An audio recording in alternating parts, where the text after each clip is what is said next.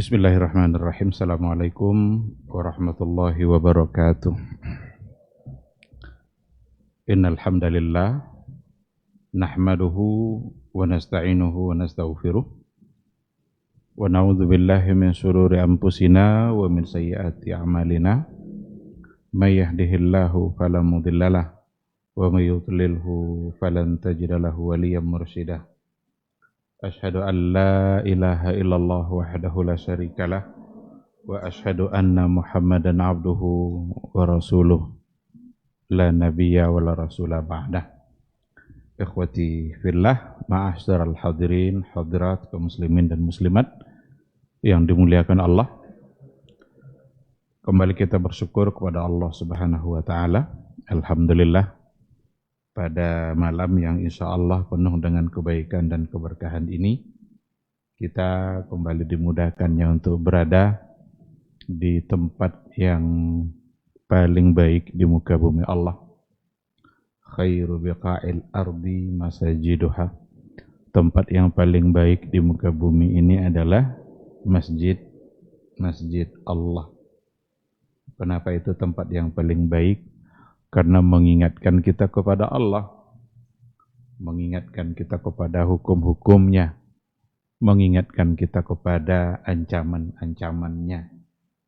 Yang paling banyak dibaca dalam Al-Quran, dalam masjid adalah Al-Quran, ayat-ayat Allah.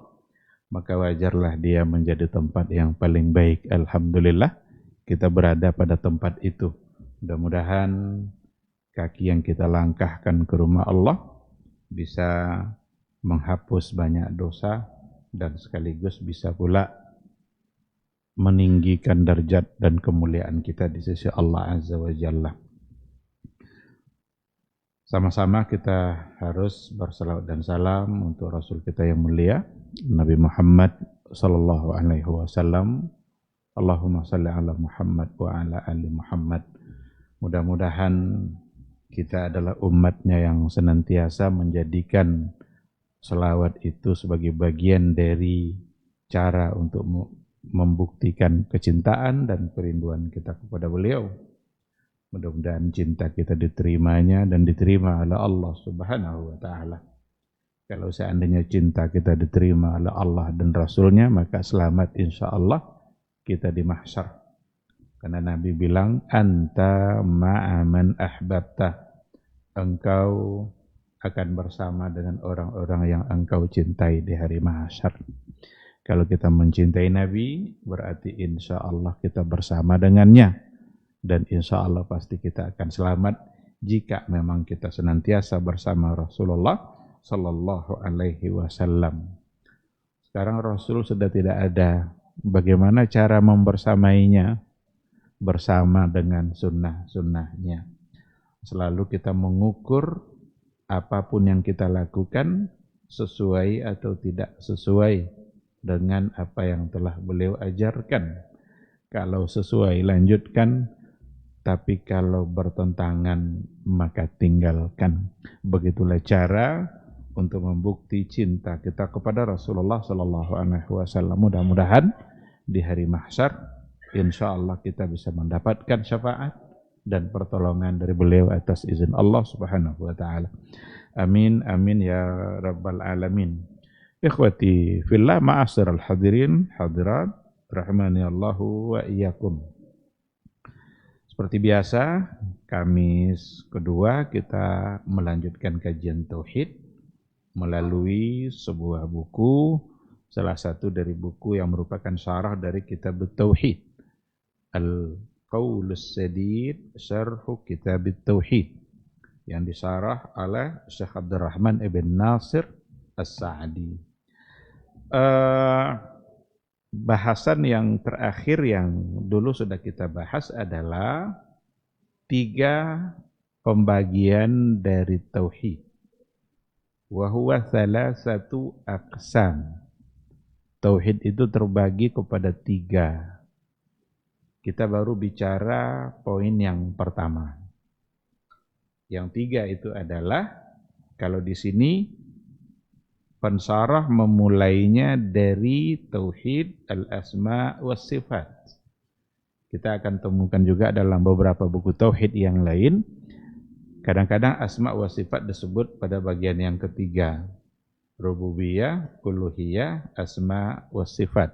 Sedangkan dalam buku Al-Qaulus Sadid itu didahulukan penyebutan tauhidul asma wa sifat. Yang keduanya nanti tauhidur rububiyah. Sedangkan yang ketiga adalah tauhid al-uluhiyah. Inilah secara garis besar yang harus ada dalam keyakinan kita, bahwa Allah Subhanahu wa taala harus kita esakan, harus kita tauhidkan dalam tiga hal ini. Kalau seandainya kita tidak mentauhidkannya, maka berarti tauhid kita bermasalah. Allah harus kita tauhidkan pada al-asma wa sifat, harus kita tauhidkan pada rububiyah, dan harus pula kita tauhidkan atau kita esakan pada al-uluhiyah. Jadi yang pertama dulu yang sudah kita bahas, yaitu bagaimana mentauhidkan al-asma was sifat. Saya ingin menyampaikan kesimpulan dari apa yang disampaikan oleh Syekh Muhammad ibn Shalih al-Utsaimin tentang bagaimana cara mentauhidkan Allah pada al-asma was sifat. Ada pada 3 poin. Bagaimana kita harus mentauhidkan Allah pada nama dan sifat. Allah punya nama, Allah punya sifat. Setiap nama adalah sifat, tapi tidak setiap sifat lalu menjadi nama. Banyak yang menjadi bagian dari sifat Allah tapi tidak namanya. Kalau tidak nama berarti tidak dipanggil dengan nama itu. Kalau nama kan biasanya kita memanggil dengan menggunakan nama itu. Nah, setiap nama adalah sifat. Kenapa Allah dinamakan dengan Ar-Rahman, Ar-Rahim? Karena memang sifatnya adalah penyayang, pengasih. Bahkan sayangnya Allah melebihi segala-galanya. Sayangnya Allah melebihi sayangnya seorang ibu ketika anaknya hilang lalu ditemukan kembali. Itu seperti yang ada pada hadis Nabi. Maka tidak bisa dibandingkan dengan apapun sayang Allah. Maka diberi dia nama Ar-Rahman, memang sifatnya adalah itu. Kenapa dia diberi nama Al-Ghafur, Maha Pengampun? Karena memang sifatnya adalah suka mengampuni. Apa buktinya? Allah siap untuk mengampuni dosa seorang hamba, meskipun dosa itu mithla zabadil bahri, sama banyaknya dengan buih di laut. Wajar dia dipanggil dengan Al-Ghafur, Al-Afu, Maha Pemaaf. Karena memang tidak berbatas maafnya. Kalau kita manusia mungkin juga pemaaf, tapi kalau lah banyak salah orang lupa ya memaaf. Kalau le salah-salah sekene apa? Maaf aja lah kene menyanyi. Kalau lah kadang sulit. Kalau Allah enggak. Justru sebanyak apapun dosa seorang hamba, dia akan siap untuk memaafkan jika memang hamba itu mengetuk pintu maafnya secara jujur. Nah, oleh karena itu nama adalah sifat. Tapi kalau nama adalah sifat boleh kita panggil ya Ghafur, ya Rahman, karena itu namanya. Tapi ada nanti di antara sifat ternyata itu bukan namanya. Itu sifatnya, tapi tidak boleh kita memanggil dengan nama itu. Nah, dan nanti sifat-sifat fi'li yang ada pada Allah, Allah bisa cinta, Allah bisa marah, Allah bisa murka. Bahkan banyak orang yang bertanya, ini musibah-musibah yang terjadi sekarang ini karena murka Allah atau apa? Berarti Allah bisa murka, Allah bisa marah. Tapi boleh tidak kita panggil dengan wahai yang maha pemarah? Karena bukan namanya. Jadi hanya boleh dipanggil sesuai dengan nama. Adapun sifat jika itu tidak ada nas yang menunjukkan namanya.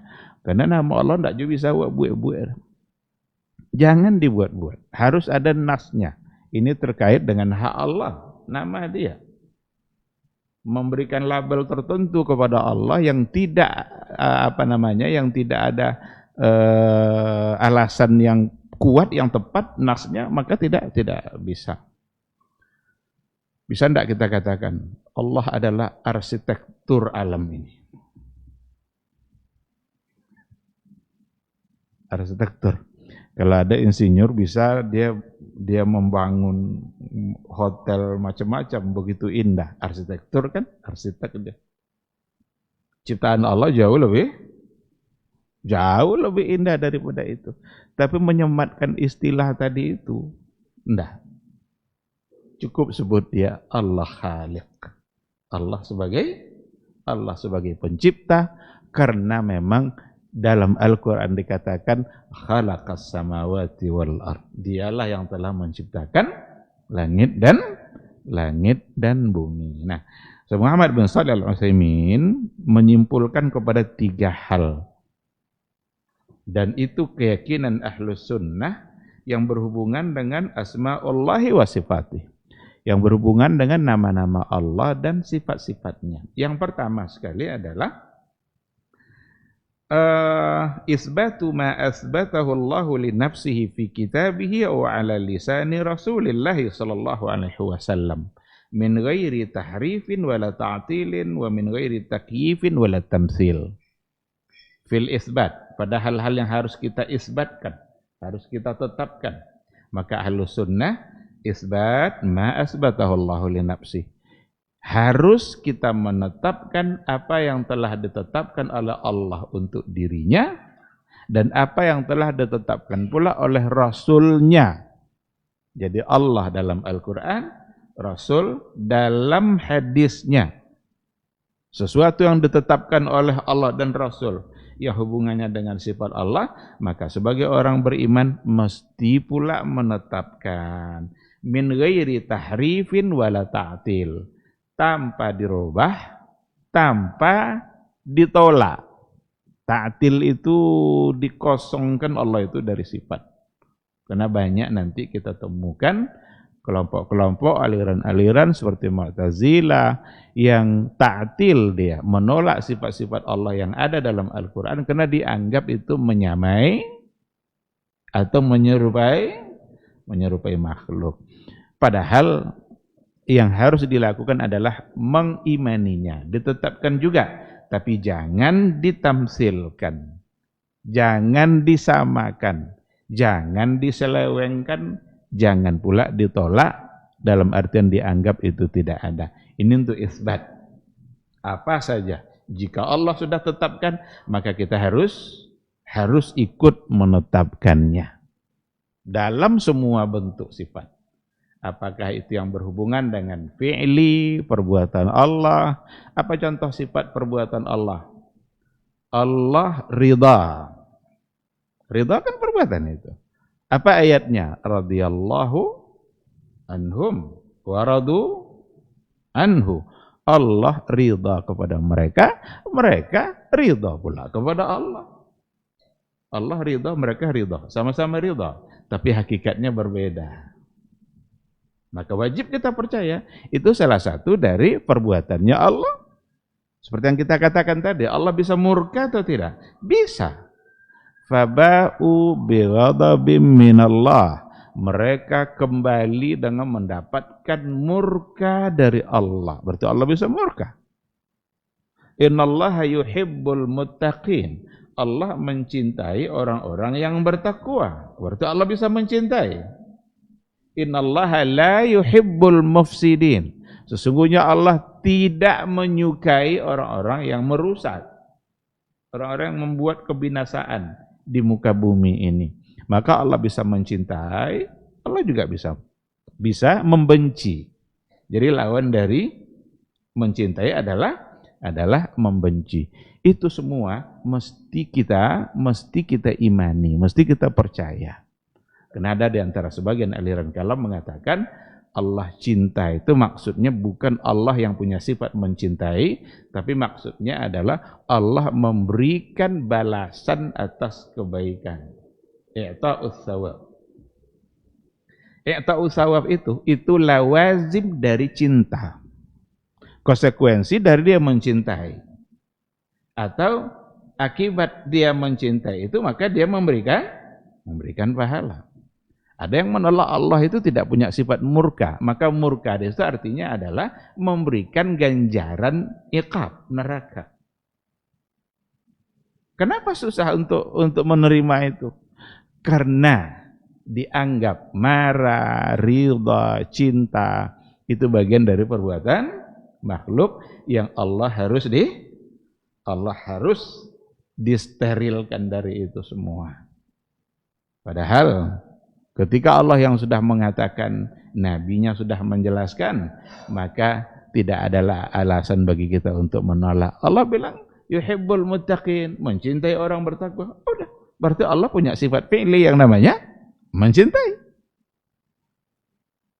Sebabnya nanti karena dia sudah mencintai, maka dia memberikan balasan.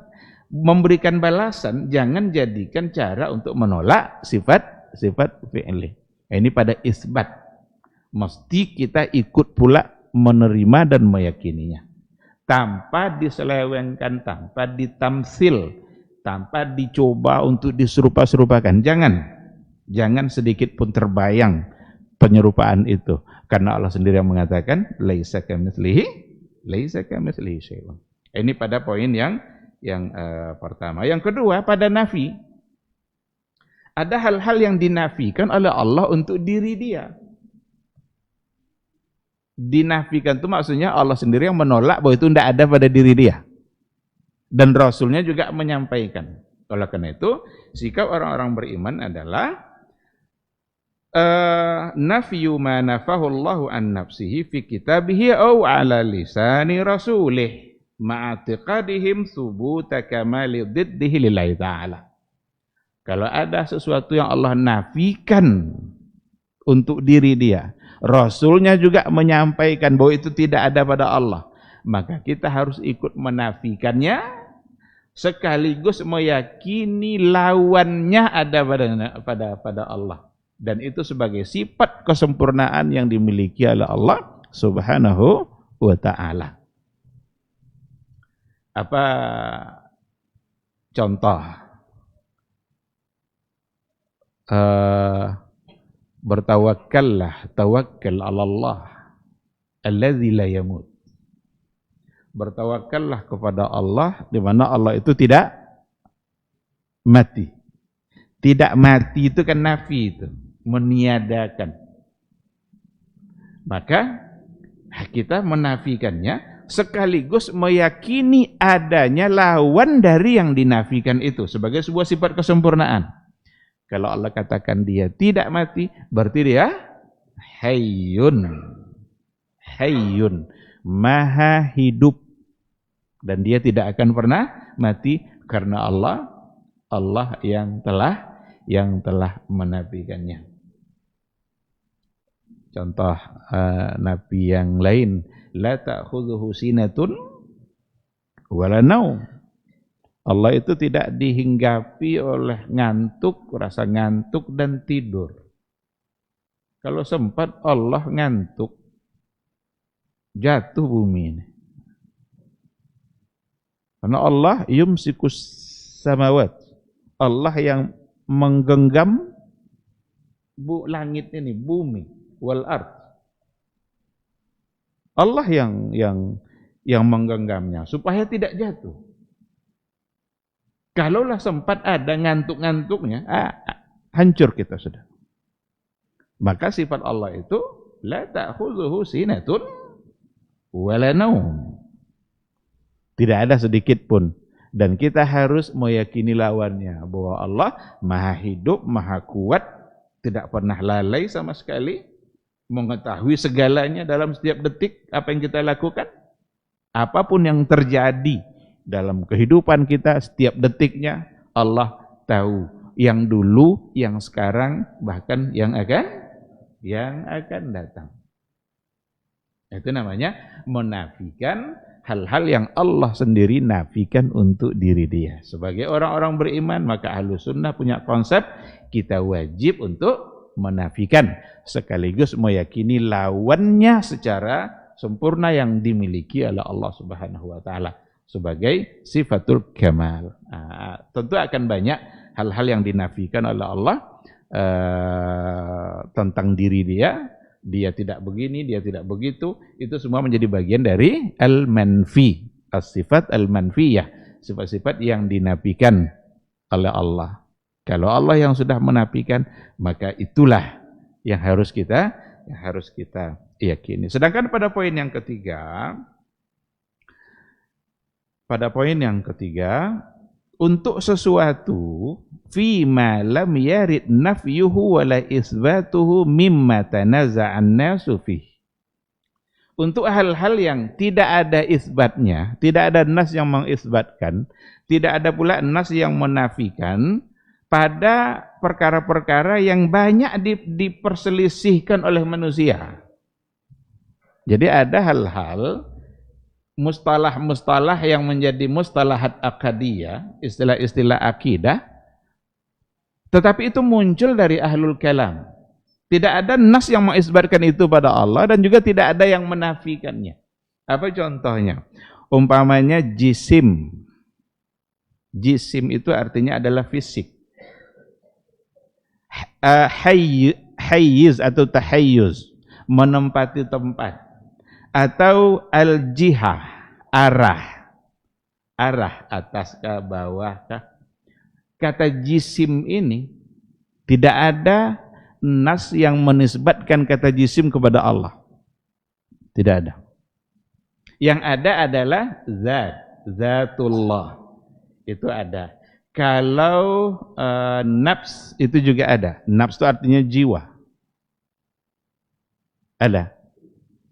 Yang dinisbatkan kepada Allah Subhanahu wa ta'ala.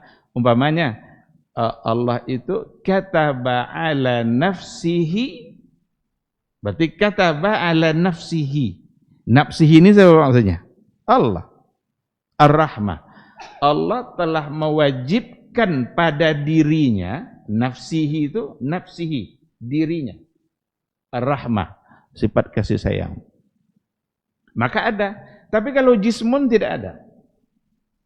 Ini mustalahat seperti ini muncul dari ahlul kalam ketika mereka mencoba untuk mengenali Allah. Bukan kata jisim itu tidak ada pada masa Nabi, tapi jisim yang dihubungkan dengan Allah itu yang tidak ada. Kenapa bisa ada? Kok bisa ada pada akhirnya? Karena salah satu dari kesalahan besar ahlul kalam itu adalah ketika mereka mengenali Allah dengan cara mengenali apa yang ada pada makhluk, untuk kemudian yang ada pada makhluk ini ditolak keberadaannya pada Allah. Sini awal penyimpangan itu. Mukadimahnya masih benar. Ujungnya nanti yang akan bermasalah. Coba kita buktikan bahwa mereka mengenali Allah melalui pengenalan terhadap makhluk, agar bisa ditolak semua yang pada makhluk, ditolak nanti keberadaannya pada Allah. Contoh, yang ada di alam ini atau yang ada dari keseluruhan hanya dua. Pertama Khalik, yang kedua makhluk. Dia kalau tidak Khalik berarti makhluk. Itu saja. Nah, Khalik jelas ini adalah Allah. Sekarang makhluk. Makhluk itu apa? Dicoba dianalisa sifat-sifatnya satu persatu. Khalik itu adalah makhluk itu adalah bisa dikatakan sebagai benda. Alam secara keseluruhan itu adalah makhluk dan itu adalah benda. Benda itu punya sifat dan benda itu bisa lagi dibagi kepada dua. Ada yang namanya jauhar, ada yang namanya arad. Nah, ini mustalah-mustalah yang ada dalam ilmu kalam ini. Kalau arad itu sesuatu yang tidak bisa terpisah dari yang lain. Mesti dia keberadaannya tergantung kepada yang lain. Contoh warna. Warna putih. Bisa tidak ada warna putih tanpa ada sesuatu? Tidak. Ini kenapa disebut ada putih? Karena ada tiang. Warna hitam, peci. Warna hitam. Warna hitam pada peci itu terpisah enggak dari peci? Nah, berarti dia punya ketergantungan pada yang lain. Arat. Kalau jauhar bisa. Nih gelas bisa dipindahkan kemana-mana. Bisa nanti bisa diletakkan di atas. Tetapi intinya yang namanya makhluk, yang namanya benda biasanya butuh kepada benda yang lain. Ini kenapa bisa berdiri? Karena ada tiangnya. Kenapa bisa tegak tinggi begini? Karena ada meja. Kalau ada meja dibuang, maka dia akan jatuh. Dikaji satu persatu sifat benda itu. Benda itu dia punya jisim. Berarti Allah tidak punya jisim. Tahayyuz. Benda itu biasanya menempati sesuatu. Ini gelas menempati tempatnya. Ada piring. Piring menempati sesuatu, ada meja. Berarti Allah tidak boleh disifati dengan tahayyuz. Sampai di sini benar ini. Jangan disalahkan ini.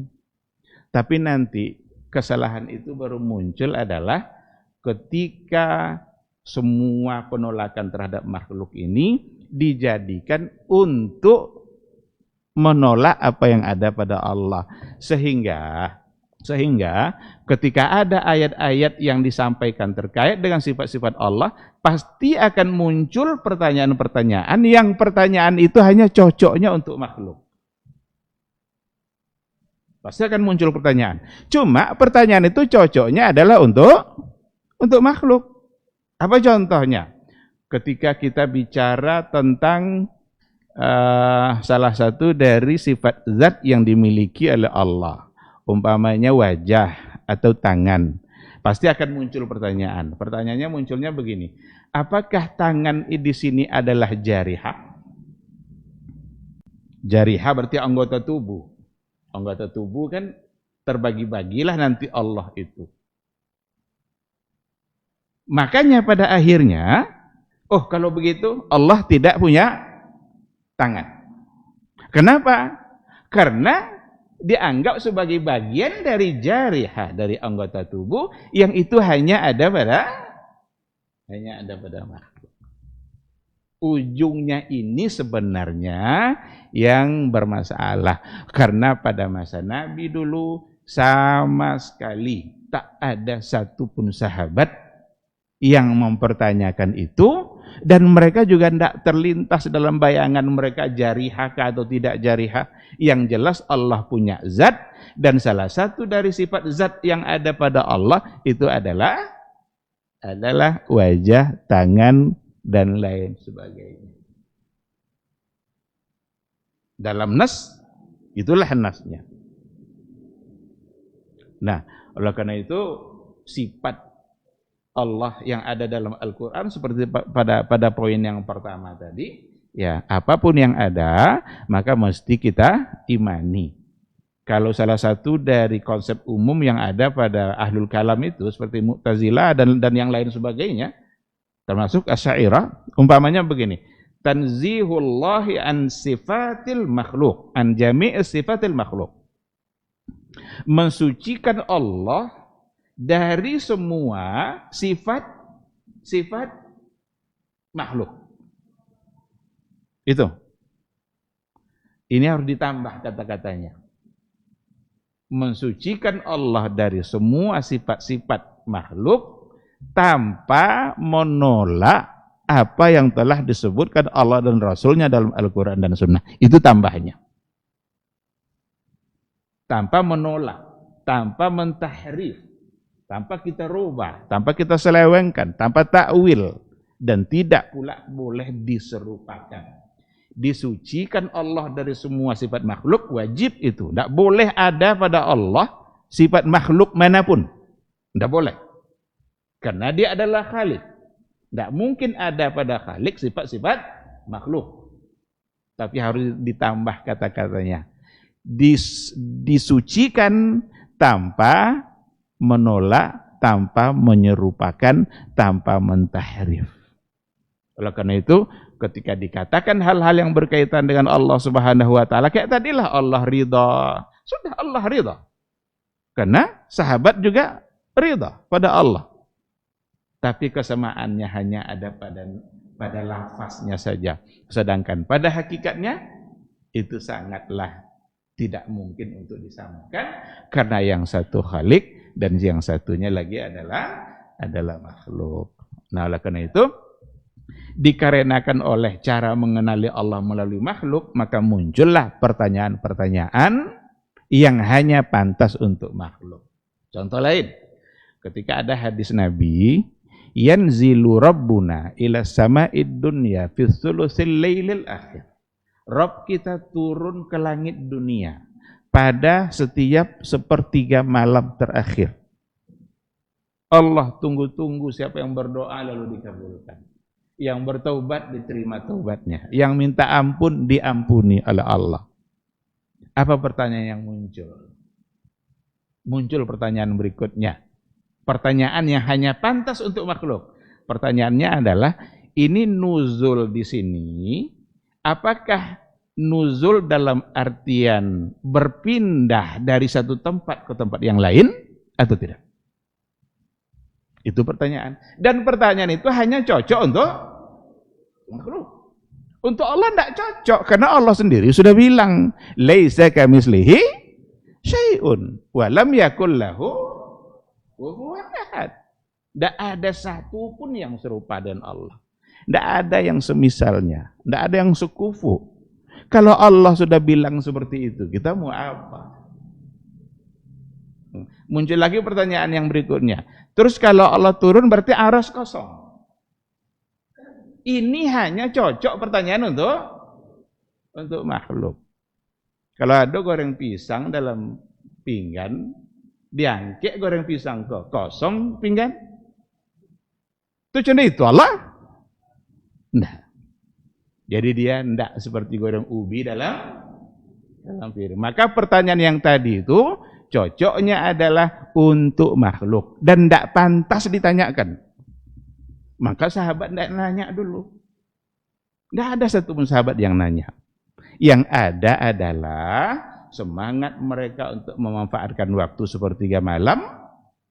Kalau tiba sepertiga malam, mereka semangat untuk memanfaatkan waktu karena Allah berjanji akan mengabulkan doa-doa yang disampaikan pada waktu itu. Pada masa Nabi ada umat lain yang tinggal selain di Jazirah Arabia? Ada, banyak. Tapi tidak muncul pertanyaan. Ya Rasulullah, ini sepertiga Madinah, ini atau sepertiga Mesir? Kan seharusnya sahabat nanya kan? Nenda. Sama sekali, tidak ada pertanyaan di situ. Itu menunjukkan bahwa mereka meyakini karena Allah yang menetapkan, tetapi sekaligus mereka tidak menyamakannya dengan Allah, dengan makhluk. Allah tidak pernah mereka samakan dengan makhluknya. Inilah tiga hal yang apa namanya, yang harus ada dalam diri kita sebagai sebuah keimanan terhadap nama dan sifat Allah. Yang ditetapkan Allah kita tetapkan, yang dinafikannya kita nafikan, dan yang tidak ada nas baik isbat maupun nafi, berarti kita juga tidak berhak untuk menetapkannya, dan juga tidak berhak untuk seutuhnya menolak, karena kita tidak diberitahukan oleh Nabi. Kecuali maknanya nanti, jika diinginkan maknanya itu untuk sesuatu yang batil, berarti harus ditolak. Yang batil itu contohnya, Allah itu turun di sepertiga malam terakhir. Dimaksudkan turun di situ adalah berpindah dari satu tempat ke tempat yang lain, sehingga tempatnya menjadi kosong. Berarti itu harus ditolak. Karena tidak sejalan dengan sifat yang harus ada pada Allah. Karena itu cocoknya hanya ada pada makhluk. Nah, ini kesimpulannya. Dan beliau menyebutkan ayat. Ada ayat untuk isbat, ada ayat untuk nafi, ada ayat untuk tawakuf ketika tidak ada nas. Apa contoh ayat? Walillahil asmaul husna fad'uuhu biha wa dzarul ladzina yulhiduna fi asma'ihi sayujzauna ma kanu ya'malun. Allah itu punya Asmaul Husna, punya nama-nama yang mulia. Fad'uhu biha, maka berdoalah dengan menggunakan nama itu. Lalu apa kata Allah? Wadharul ladzina yulhiduna fi asma'ihi. Waspadai, berhati-hati, tinggalkan alladzina yulhiduna fi asma'ihi, mereka-mereka yang menyelewengkan, yang menyimpang pada nama-nama Allah sekaligus pada sifatnya. Berarti ayat ini sudah menggambarkan bahwa satu saat nanti akan ada orang yang menyeleweng dalam persoalan nama dan sifat. Itulah artinya ayat ini. Wadharul ladzina yulhiduna fi asma'ihi. Nah, tinggalkan mereka, waspadai mereka itu. Siapa mereka? Orang-orang yang yulhiduna fi asma'ihi, yang menolak, yang menyimpang, yang menyelewengkan nama-nama Allah Subhanahu wa ta'ala. Sayujzauna ma kanu ya'malun. Mereka akan dibalas sesuai dengan apa yang mereka lakukan. Ini untuk isbat.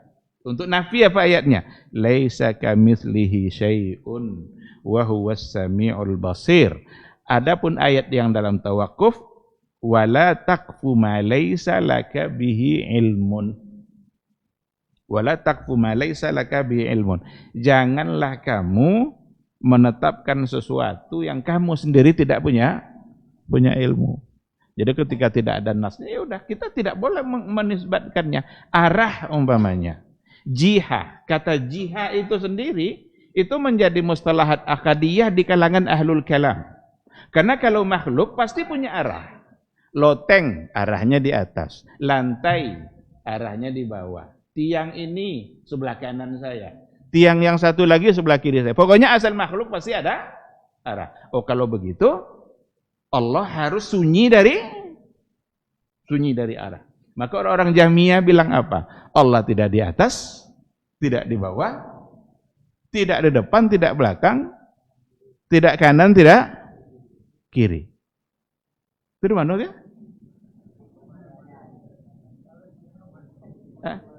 Di mana-mana tuh ada arah enggak? Ya arahnya di mana-mana kan? Maka tidak bisa diterima oleh logika. Maka kata jiha itu menjadi istilah oleh ahlul kalam yang dibawakan nanti untuk mengenal Allah. Lalu menolak itu ada pada Allah. Itulah sebabnya ketika dikatakan Ar-Rahmanu 'alal 'arsy istawa.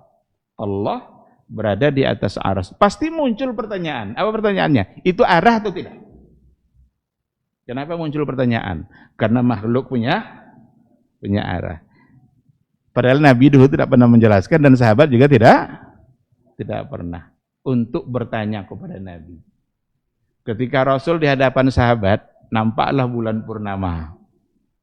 Di hadapan para sahabat, Rasul bilang begini, Satarawna rabbakum, kalian akan melihat kepada Rabb kalian, kama tarawnal qamar, sebagaimana kalian melihat purnama itu. Kata Rasul, la tudammuna fihi, tidak ada desak-desakan sama sekali. Ini bukan menyerupakan Allah dengan bulan, tidak, tapi menyerupakan cara melihat. Nampak bulan purnama, semua kita bisa menikmati keindahannya. Tak ada satupun yang desak-desakan, jauh di hati. Sekarang kira-kira secara zahir ada arah enggak tuh? Secara zahir.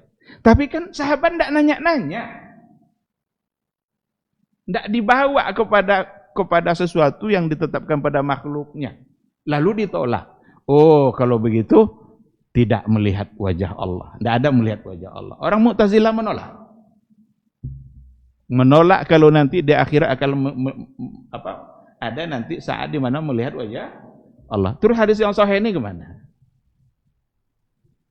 Ditolak dengan logika-logika yang tadi mereka rumuskan untuk makhluk. Padahal hadis yang bilang, Quran juga bilang, wujuhun yawma idzin nadhirah ila rabbiha nazirah. Hari itu wajah orang-orang beriman itu cerah berseri-seri, ceria sekali. Kenapa? Melihat kepada Rabb-nya. Rasul sendiri yang menafsirkan bahwa melihat pada Rabb maksudnya adalah an-nazaru ila wajhillahil karim, melihat kepada wajah Allah yang mulia. Itu Rasul yang menafsirkan. Apakah wajah ini nanti bagian dari anggota tubuh? Muncul lagi pertanyaannya, hanya pantas untuk makhluk. Padahal kata jisim tidak ada satupun nas yang disandarkan kepada Allah. Karena yang ada hanya zat atau nafs, seperti yang tadi itu kata ba'ala nafsihi, itu ada. Oleh karena itu enggak usah kita repot-repot di dalam membawa-bawa istilah-istilah makhluk untuk Allah. Kita cukupkan dengan apa yang ada pada nas. Ketika Allah mengisbatkan, wajib kita imani karena itu isi Al-Qur'anul Karim.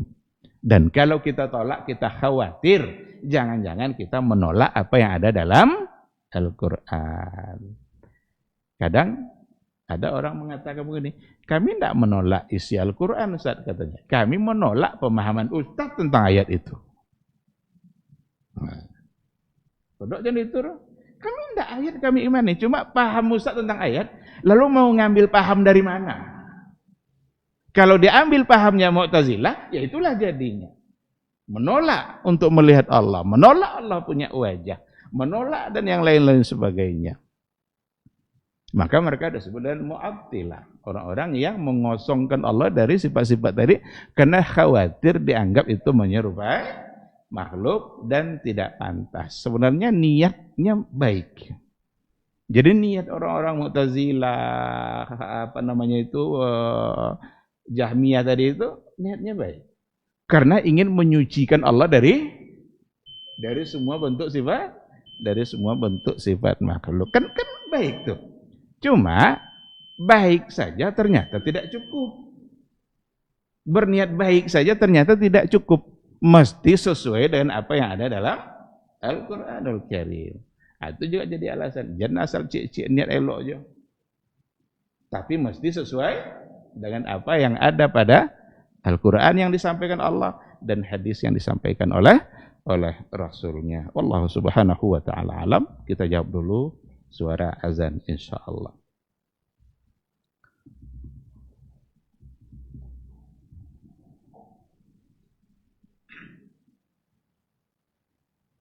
Allahu Akbar, Allahu Akbar.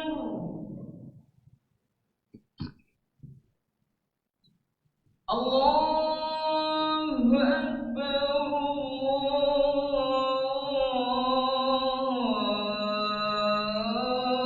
Allahu Akbar.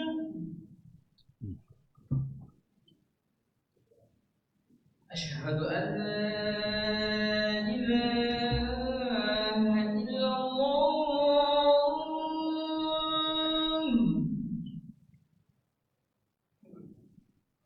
Asyhadu an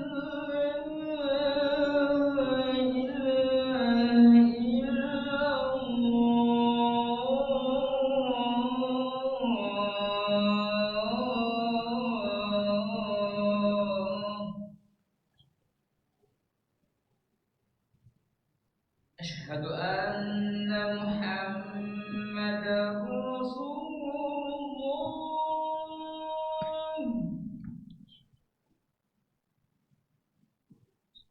أشهد أن محمدا رسول الله.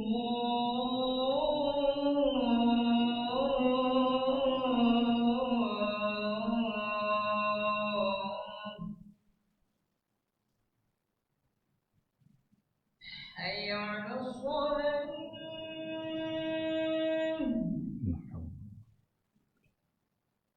حي على الصلاة.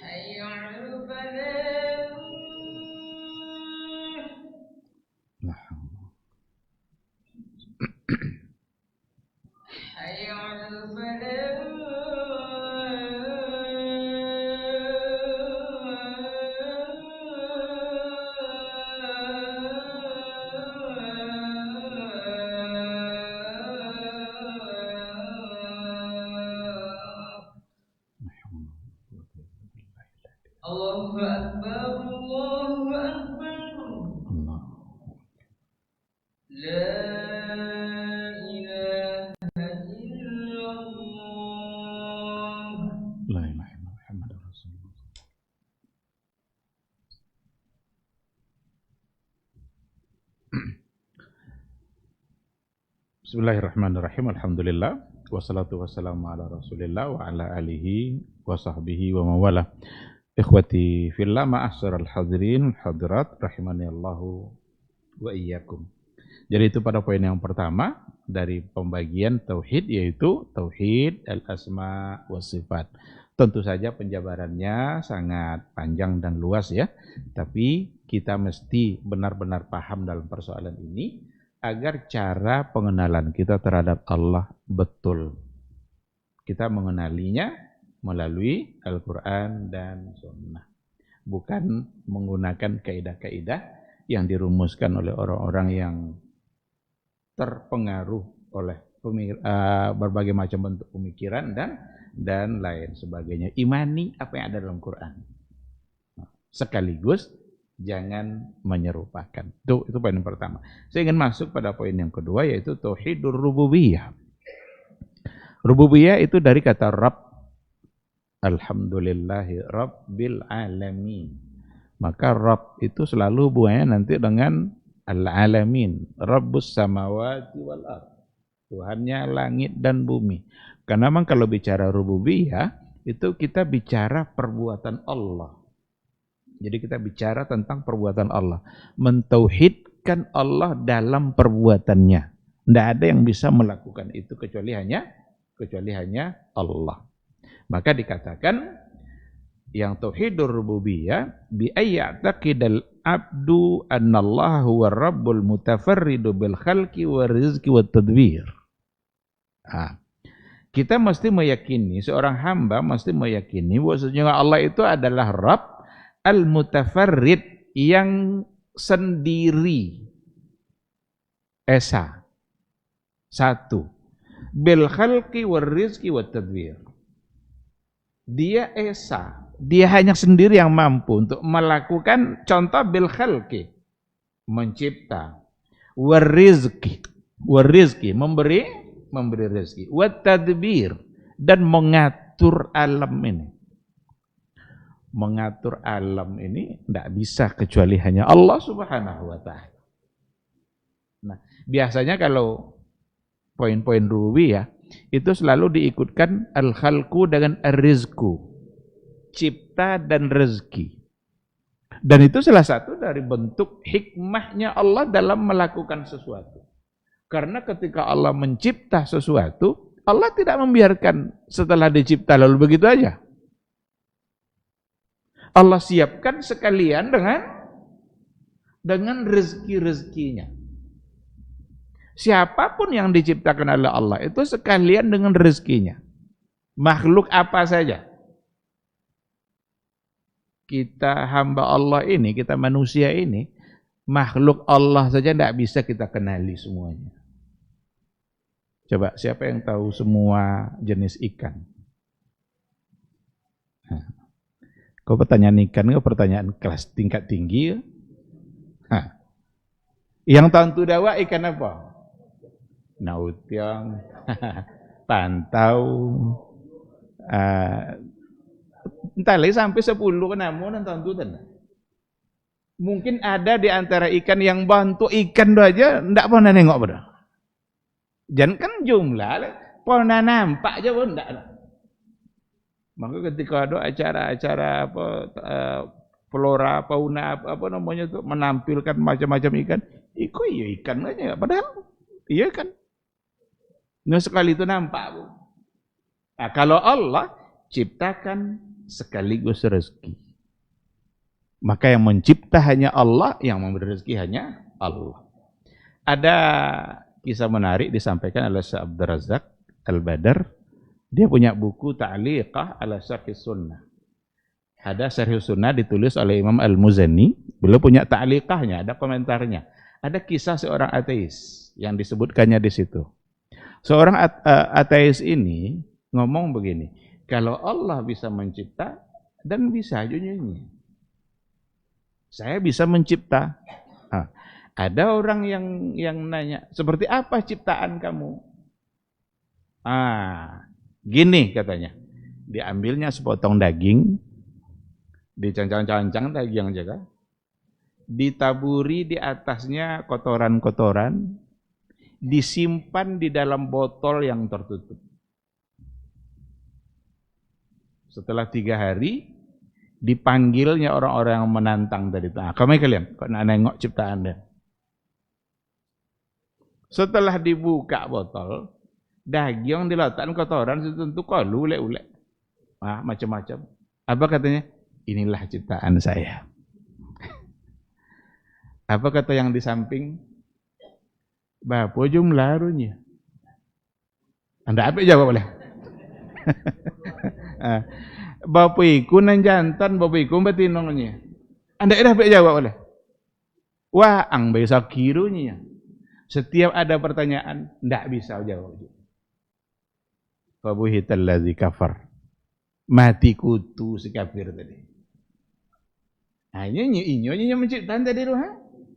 Kasan tanyon bapak jumlah. Pikun jantan, pikun betino. Tak tentu cik aja daerah. Kalau Allah tahu dia berapa ekor kambing jantan di muka bumi ini, tahu dia. Berapa jumlah laki-laki, berapa jumlah perempuan. Bahkan tidak sampai di situ. Allah sudah tahu siapa nanti yang bakal masuk neraka, siapa yang bakal masuk surga. Begitulah ilmunya Allah Subhanahu wa ta'ala.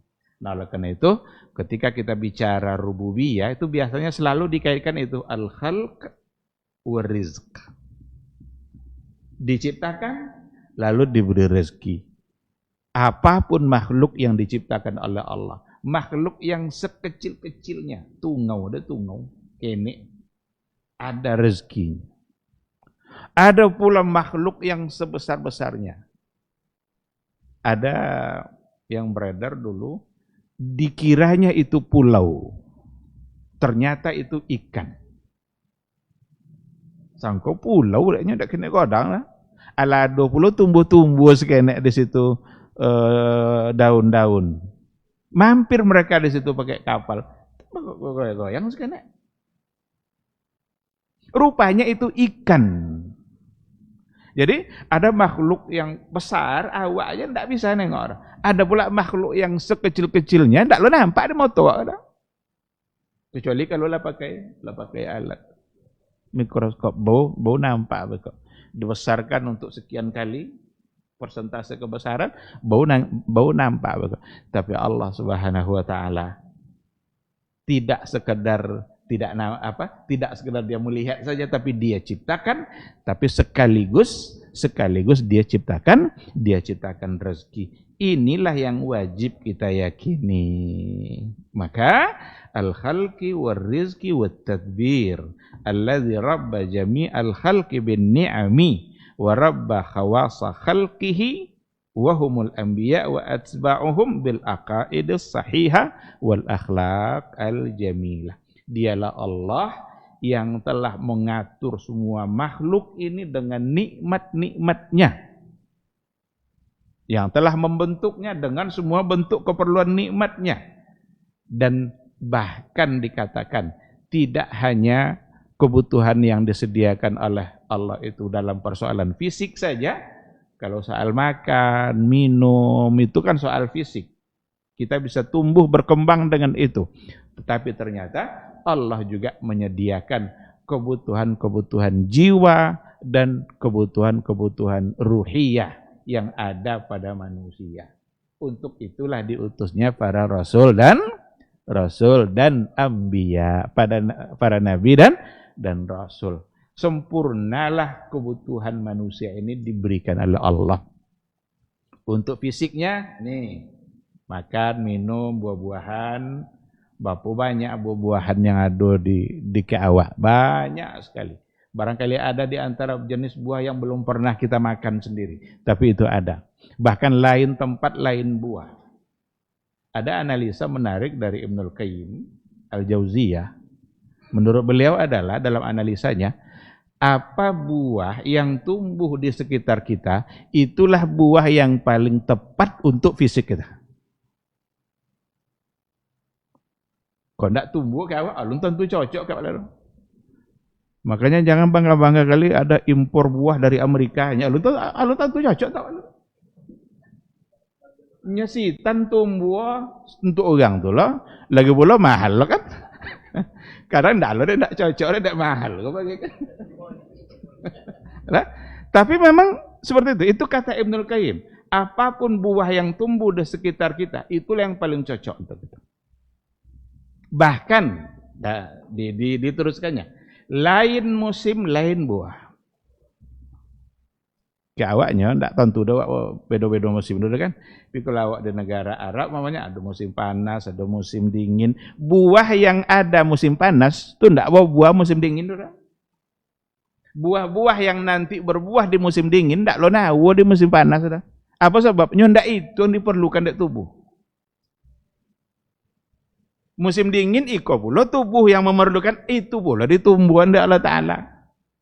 Nanti lain musim, lain pula nanti buahnya. Karena itu pula yang dibutuhkan oleh tubuh manusia. Jadi benar-benar pantas untuk disebut sebagai hakim yang maha bijaksana. Allah maha bijaksana. Alimun hakim, maha mengetahui, maha bijaksana, karena semua yang telah diciptakan oleh Allah diatur sedemikian rupa dan sedetil-detilnya, sementara manusia nggak bisa sama sekali untuk melakukan itu. Nah, oleh karena itu dalam masalah rububiyah wajib kita yakini yang ini nih. Hanya Allah yang mencipta, hanya Allah yang memberi rezeki, hanya Allah yang mengatur alam ini dengan sedemikian rapinya. Satu saat kalau kata Allah alam hancur, Allah akan perintahkan untuk hancur. Tapi sebelum itu Allah atur dengan sangat rapi. Dan tidak akan ada selain Allah yang mampu untuk melakukan hal itu. Ikhwati fillah, ma'asyiral hadirin wal hadirat rahimanillahu wa iyyakum. Ini mungkin yang menjadi bahan kajian kita pada malam hari ini.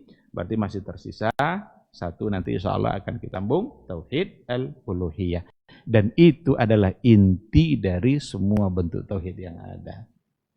Ketika bertauhid uluhiyah, otomatis dia akan percaya nanti sama yang dua sebelumnya. Tapi kalau bertauhid rububiyah, belum pasti dia include dalamnya tauhid uluhiyah. Itulah sebabnya tauhid rububiyah saja belum membuat seseorang menjadi muslim kalau hanya pada rububiyah. Karena orang-orang dulu banyak yang percaya Allah sebagai pencipta, tetapi belum disebut sebagai muslim. Insya Allah nanti pada pertemuan akan datang kita sempurnakan lagi penjelasannya sebelum kita masuk pada bagian yang ketiga. Terima kasih. Kita tutup dengan doa kepada majelis. Subhanakallahumma bihamdika asyhadu an la ilaha illa anta astaghfiruka wa atubu ilaik. Wassalamualaikum warahmatullahi wabarakatuh.